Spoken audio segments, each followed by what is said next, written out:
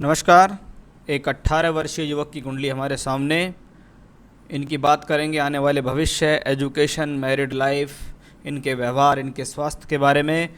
शुरुआत करेंगे लगन से। मीन लगन बृहस्पति का लगन होता है, लेकिन मीन माने होती है मछली। मछली का मतलब क्या होता है? वो जब तक स्वतंत्र घूम रही है तो ठीक है, कोई इसको हाथ लगाए, कोई इसको टच करे तो वो छटपटा जाती है। यानी ऐसे व्यक्ति के स्वभाव में छटपटाहट होती है, वो विचलित रहता है, एक जगह स्थिर नहीं रहता है, विचारों का आवागमन उसके अंदर रहता है। वो कुछ ना कुछ नई तो नई खोजबीन में लगा रहता है, और उस खोजबीन में वो सक्सेसफुल भी होता है, क्योंकि लगन का मालिक जो बृहस्पति है वो पंचम में बैठा है। यानी व्यक्ति बुद्धिमान है, तीव्र बुद्धि वाला है, कैचिंग पावर अच्छी है, याददाश्त उसकी अच्छी है। लग्नेश लगन को देखे तो हेल्थ के लिए भी अच्छा और आयु के लिए भी अच्छा। लग्नेश पंचम में बैठे तो शिक्षा के लिए अच्छा। अब शिक्षा का मालिक चंद्रमा है, चंद्रमा कुंडली में बैठा है दशम भाव के अंदर, जो आपकी राशि का मालिक भी है। यानी राशि और लगन दोनों के मालिक बृहस्पति हैं।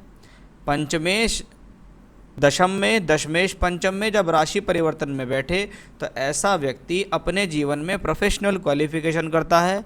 अपनी क्वालिफिकेशन का इस्तेमाल वो अपने कार्य व्यवसाय में करता है। तो वो एक सुंदर योग यहाँ बनता दिखाई दे रहा है। अब चंद्रमा को कहा जाता है कि एक तरफ तो ये चंद्रमा पंचमेश है जो शिक्षा कराने वाला ग्रह है, दूसरी तरफ है चंद्रमा मनसोजात। चंद्रमा हमारे मन का सबसे बड़ा कारक है। 10 डिग्री 10 मिनट का चंद्रमा जब मूल नक्षत्र में हो तो कहते हैं बच्चा मूलों में पैदा हुआ।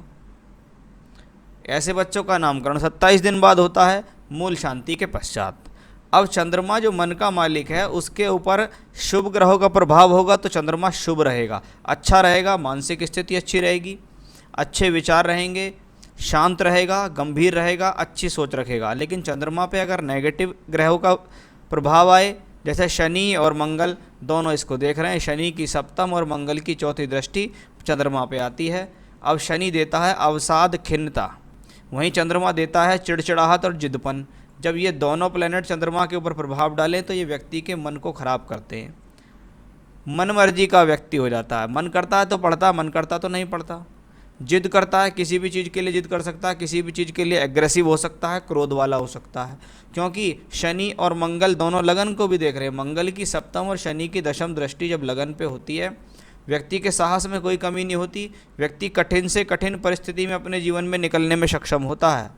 लेकिन उसके मस्तिष्क को संभालना बहुत ज़रूरी है। एक तो शरीर के ऊपर शनि मंगल का प्रभाव, एनर्जी पूरी है, क्रोधित भी पूरे हो जाते हैं, ये नहीं पता कि अपनी एनर्जी को लगाना कहाँ है। वहीं चंद्रमा के ऊपर भी है कि किसी की सुननी नहीं है, अपनी अपनी चला लेते हैं। चंद्रमा मंगल के साथ 12वें घर में है। आप देखिए नवांश कुंडली में भी, वहाँ भी मंगल नीच का हुआ है, चंद्रमा के साथ है, तो फिर से एक एग्रेशन का कॉम्बिनेशन है। अब यहाँ जब नवांश में मंगल द्वादश भाव में नीच का हो और यहाँ सप्तम में मंगल बैठे तो कुंडली में मांगलिक दोष तो है ही है, क्योंकि यहाँ सप्तम में बैठा है, और ये मंगल आपके वैवाहिक जीवन में समस्या देने में भी सक्षम है। तो वो इंडिकेशंस भी यहाँ नज़र आ गया, क्योंकि मंगल जब सप्तम में हो तो भाग्येश सप्तम में है, व्यक्ति भाग्यशाली है, घर परिवार का सहयोग मिलेगा, पिता का सहयोग मिलेगा, कुटुंब का सहयोग मिलेगा, पैसा मिलेगा, ज़मीन जायदाद मिलेगा, रहने के लिए घर मिलेगा। लेकिन व्यक्ति को अपने शरीर पर संयम रखना होगा, बोलचाल पर संयम रखना होगा, अपनी शक्ति पर संयम रखना होगा कि कहाँ पर आपको अपनी एनर्जी का इस्तेमाल करना है, उसका बहुत खास ख्याल आपको रखना होगा। अब देखिए अष्टम भाव में 3 ग्रह बैठे हैं। नीच का सूर्य है, बुध है और शुक्र है। बुध सप्तम का मालिक है, सप्तमेश बैठा अष्टम में, नीच के सूर्य के साथ और अष्टमेश शुक्र के साथ। शुक्र विवाह का कारक भी है, अष्टम में पड़ा है। बुध विवाह कराने वाला ग्रह है, यानी फिर से इसमें योग है डिले मैरिज, यानी शादी में देरी के साथ साथ वैवाहिक जीवन में तकलीफ़ के कॉम्बिनेशन यहाँ साफ तौर पर स्पष्ट दिखाई दे रहे हैं। तो वो कॉम्बिनेशन भी यहाँ नज़र आ गया। और सूर्य यहाँ नीच का हुआ, यानी हेल्थ इश्यूज़ भी सूर्य यहाँ देगा। त्वचा के रोग, बालों के रोग, आँखों से संबंधित रोग, हड्डी और पेट से संबंधित रोग मिलने की यहाँ संभावना ज़्यादा बनती दिखाई दे रही हैं। शुक्र अष्टमेश होकर अष्टम में है, आयु के लिए ठीक है, लेकिन रोग की स्थितियाँ लगातार इस कुंडली में हैं। मानसिक स्थिति तो हमने यहाँ देख ही ली है। राहु केतु कुंडली के तीसरे और भाग्य स्थान को प्रभावित करते हैं। ये अपनी दशांतर दशा में छोटी बड़ी यात्रा कराएंगे, स्थान परिवर्तन कराएंगे। भाग्य को उजागर करने के लिए दूर स्थानों से संपर्क भी व्यक्ति को साधना पड़ता है। बृहस्पति आपका लग्नेश और दशमेश है, जो कि नवांश में जाके छठे घर में नीच का है।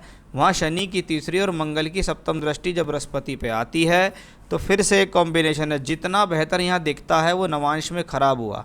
जब लगन कुंडली अच्छी हो और नवांश में ग्रह खराब हो तो कहते हैं घर परिवार से सब कुछ मिला, लेकिन जब स्वयं के बल पर कुछ करने की बात आई तो व्यक्ति उसमें असमर्थ रहता है, नहीं कमा पाता जीवन में अच्छा धन, नहीं उठ पाता अपने पिताजी से ऊपर, यानी अपने फादर से ऊंचा ओहदा बच्चे का नहीं हो पाता है जीवन में। क्यों? क्योंकि उसको सही समय पर समझदारी नहीं है, एग्रेशन है, सही समय पर सही इस्तेमाल नहीं है, उसका विवेक हो जाता है शून्य, उसकी समझदारी शून्य हो जाती है। बस फिर वो जल्दबाजी में गलत निर्णय ले जाता है। जहाँ बृहस्पति संतान का भी कारक कहलाते हैं और धन का भी कारक कहलाते हैं, यानी इनके भाग्य से संतान प्राप्ति में भी कठिनाई के कॉम्बिनेशंस दिखते हैं। तो जिस लड़की से भी इनका विवाह होगा उनकी कुंडली में संतान का योग अवश्य देखें। तो ये तो थी कुंडली के बाद के ग्रहों की स्थितियाँ जिस प्रकार से हैं। तो सबसे नेगेटिव कॉम्बिनेशन है इनका मस्तिष्क, इनका मन, क्योंकि चंद्रमा बहुत ख़राब हुआ है और जिसका मन उसके सही आप कंट्रोल में नहीं है वो व्यक्ति जीवन में कितना भी होशियार हो जाए, कितना भी पढ़ ले, लेकिन वो जीवन में मूर्ख ही रह जाता है। क्योंकि जब आप निर्णय ही ठीक नहीं ले पाओगे तो पढ़े लिखे होने का फ़ायदा क्या होगा। गुस्सा आपको थोड़ी सी बात पर रहता है तो वो आपके संस्कारों को दिखा देता है कि भाई थोड़ी थोड़ी देर में जब आपा खोदोगे आप तो आपके लिए प्रॉब्लम तो होगी। चलिए, शुक्र की महादशा है। शुक्र अष्टमेश होके अष्टम में, साथ में बुध शिक्षा का कारक और नीच का सूर्य है, यानी शुक्र की दशा में हेल्थ इश्यूज़ भी आ सकते हैं।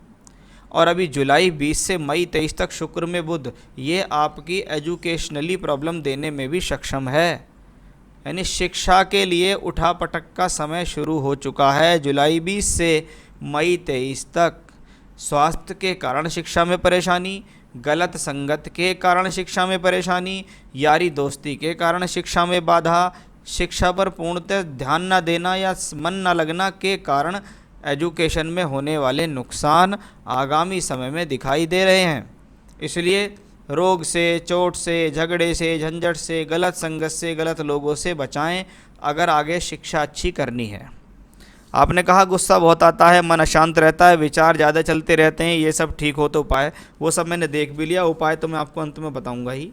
पढ़ाई के उच्च शिक्षा में किस क्षेत्र में भेजें जिससे सफल हो सके। वर्तमान में 12वीं साइंस चल रहा है, बुद्धि तीव्र है, पढ़ाई में होशियार है, क्योंकि कैचिंग पावर अच्छी है। अगर मन लगा के पढ़ना शुरू कर दे तो बहुत कुछ कर लेगा। लेकिन अब बात आती है दशा की, कि बुद्धि तीव्र होते हुए भी आगामी समय की जो दशा है वो कष्ट दिखा रही है।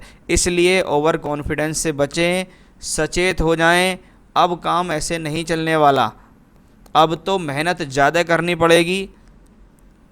बुद्धि के भरोसे ना रहकर अब मेहनत के भरोसे चलना पड़ेगा, क्योंकि कैचिंग पावर अच्छा होना एक अलग बात है, लेकिन कहाँ किसकी बुद्धि भ्रष्ट हो जाए ये कुछ पता नहीं, और आपकी आने वाली दशाएं ये ही कह रही हैं।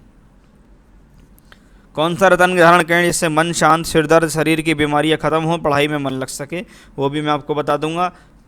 सरकारी नौकरी लगेगी या नहीं लगेगी तो किस क्षेत्र में लगेगी।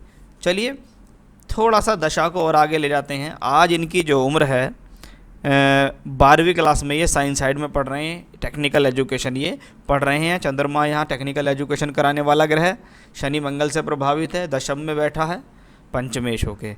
दशा चल रही है शुक्र में बुध, और शुक्र बुध 8th हाउस में यहाँ बैठे हुए हैं। नवांश कुंडली में देखिए तो शुक्र पंचम में शिक्षा के स्थान पर है, बुध भी यहाँ ठीक है, और दशमांश जहाँ से हम प्रोफेशनल लाइफ देखते हैं, प्रोफेशन के साथ साथ यहाँ से व्यक्ति के कर्म भी देखे जाते हैं। कर्म षष्ठे, सप्त और एकादशे शुक्र धन में बैठा है। व्यक्ति का मन तो ये करता है कि जीवन में बहुत कुछ कर बैठूं, लेकिन सही राह न पकड़ने के कारण समस्या की स्थितियां दिखती हैं। बुध यहाँ पंचम में है और बृहस्पति से दृष्ट है, यानी शुक्र बुध में एजुकेशन भी यही रहेगी, टेक्निकल एजुकेशन भी यही रहेगी, उसी प्रोफेशनल क्वालिफिकेशन में एडमिशन लेंगे। कोई साइड चेंज नहीं करना है, यानी साइंस साइड हैं तो आप अपने बीटेक के क्षेत्र में, बीएससी, एमएससी, बीटेक इनसे रिलेटेड ही क्षेत्र में जाना है, ट्रैक चेंज नहीं करना है, क्योंकि एक प्रोफेशनल क्वालिफिकेशन आगे दिखाई दे रही है।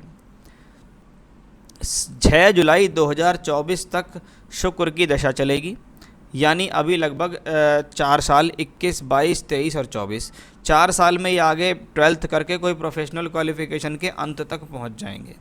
अब बात आती है क्या सरकारी नौकरी लग सकती है या नहीं। सूर्य की दशा जो जुलाई 24 से आएगी, सूर्य दशमांश में 6ठे घर में राहु केतु एक्सेस पे बैठे हैं, यानी ऐसा व्यक्ति सरकारी नौकरी की तैयारी करेगा तो सरकारी नौकरी के लगने के चांस अच्छे खासे दिखाई दे रहे हैं, एक बात। दूसरा, जो भी डिपार्टमेंट होगा वो सब पूरी तरीके से टेक्निकल डिपार्टमेंट होगा।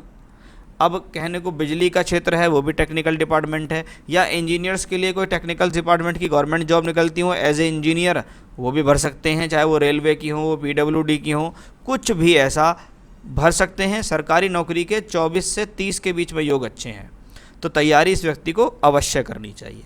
इनका दशांश भी देख लेता हूँ एक बार, कि यहाँ पे बृहस्पति लग्न का मालिक है जो एकादश में बैठा है।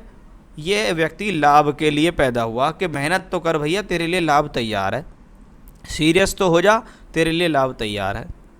बुध दशमेश होके अपने से अष्टम में है, लेकिन त्रिकोण में है तो राजयोग बनाता है, इंटेलिजेंट है, कैचिंग पावर अच्छी है, बुद्धि की कोई कमी नहीं है, लेकिन सेटिस्फेक्शन नहीं है, संतोष नहीं हो पाता है। थोड़ी सी भी परेशानी बाधा आई, काम छोड़ के चल देगा, मुझसे तो नहीं होगा, ऐसा हो गया वैसा हो गया, ये तो नहीं हो पाने का है।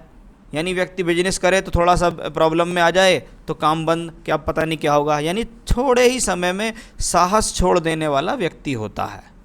तो इसका इनको थोड़ा जीवन में ख्याल रखना होगा। ऐसे इनके प्रोफेशन को लेके नेचर दिखाई दे रही है। बाकी एजुकेशनली देखें तो कर जाएंगे। इनको आने वाले समय में जो मैंने आपको इनके ट्रैक बताए हैं उसमें इनका एडमिशन दिलाइएगा। अगर आप इनका BTech में भी एडमिशन दिला देंगे तो भी कोई प्रॉब्लम नहीं है, ये व्यक्ति कर जाएगा। और सरकारी नौकरी के लिए तो मैंने आपको बता दिया है, 24 से 30 के बीच में मुझे अच्छे योग दिखते हैं, इनको करनी चाहिए, सरकारी नौकरी मिल जाएगी। शादी होने के योग किस वर्ष में तथा कब करना अच्छा रहेगा, मैंने पहले ही बताया, कुंडली में देरी के योग के साथ साथ मैरिज लाइफ में प्रॉब्लम के भी योग हैं। अब 2024 में जब इनकी उम्र 22 साल होगी, 22 से लेके 28 के बीच में सूर्य की दशा आएगी।